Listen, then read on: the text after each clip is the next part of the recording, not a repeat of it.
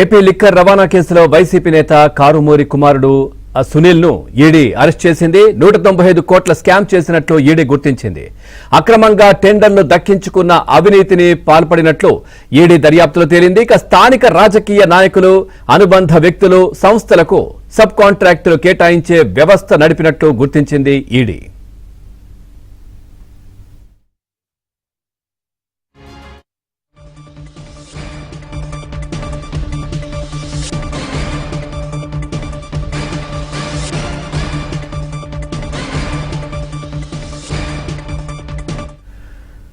చూస్తున్నాం. AP liquor రవాణా కేసులో వైసీపీ నేత కారుమూరి కుమారుడు సునీల్ ను ఈడీ అరెస్ట్ చేసింది. 195 కోట్ల స్కామ్ చేసినట్లు ఈడీ గుర్తించింది.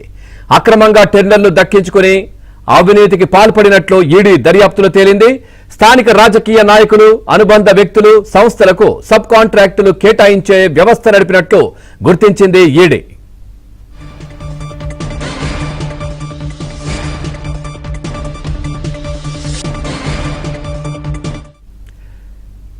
ఇదే విషయానికి సంబంధించి మరింత సమాచారాన్ని మా క్రైమ్ కరెస్పాండెంట్ ప్రవీణ్ లైవ్ లో అందిస్తారు. ప్రవీణ్, పూర్తి డీటెయిల్స్ ఏంటి?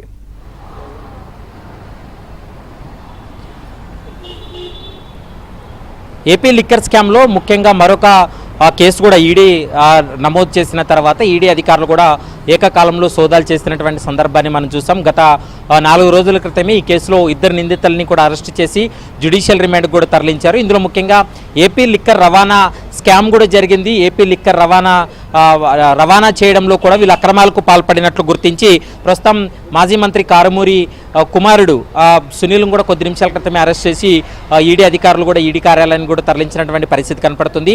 మరికొద్దిసేపట్లోనే నాంపల్లి ఈడీ కార్యాలయం ముందు, ఈడీ కోర్టు ముందు హాజరుపరిచి జ్యుడిషియల్ రిమాండ్ కూడా తరలించేటువంటి అవకాశం అయితే కనిపిస్తుంది. మనం చూసాం గతంలో ఈడీ అధికారులు సోదాలు చేసినటువంటి సమయంలో కావచ్చు, మరోవైపు 2 నిందితులు కూడా ఈ కేసులో వాసుదేవ్ రెడ్డి కావచ్చు, రాజకేశ్ రెడ్డి ఇద్దరిని అరెస్ట్ చేసినటువంటి సమయంలో ఈడీ అధికారులు కొన్ని కీలకమైనటువంటి అంశాలను కూడా వెల్లడించినటువంటి పరిస్థితి, విచారణలో కూడా కీలక అంశాలు కూడా బయటపడినటువంటి పరిస్థితి కనపడుతుంది. ముఖ్యంగా అప్పటి ప్రభుత్వం దాదాపు 195.33 కోట్లు అంటే 195 కోట్ల 33 లక్షల రూపాయల వరకు కూడా ప్రభుత్వానికి వీళ్ళు ఆదాయానికి గండి కొట్టారనేటువంటి అంశాన్ని కూడా తాజా విచారణలో వెల్లడైంది.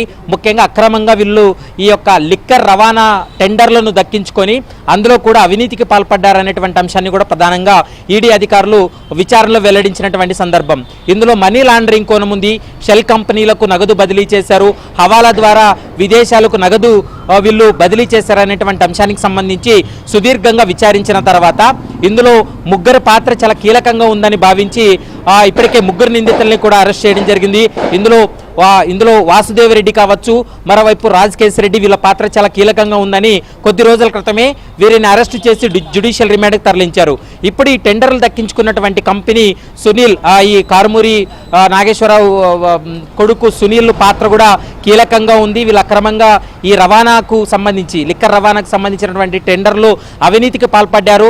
రాష్ట్ర ప్రభుత్వానికి రావాల్సినటువంటి ఆదాయాన్ని వీళ్ళు దారి మళ్లించారనేటువంటి అభియోగాలు, ఆరోపణలతోటే ప్రస్తుతం ఈడీ అధికారులు అయితే మాత్రం సుదీర్ఘంగా విచారించిన తర్వాత సునీల్ని అయితే మాత్రం అరెస్ట్ చేయడం జరిగింది. సాయంత్రం 7 గంటలకు అంటే ఈరోజు 7 గంటలకు సునీల్ను న్యాయస్థానం ముందు హాజరుపరిచిన తర్వాత జ్యుడిషియల్ రిమాండ్ కూడా తరలించేటువంటి అవకాశం అయితే కనిపిస్తోంది.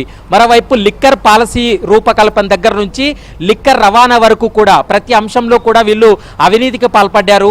ముఖ్యంగా రాష్ట్ర ప్రభుత్వానికి రావాల్సినటువంటి ఆదాయానికి వీళ్ళు గండి కొట్టారనేటువంటి అంశాన్ని కూడా ప్రధానంగా ఈడీ అధికారులు కూడా గుర్తించడం జరిగింది.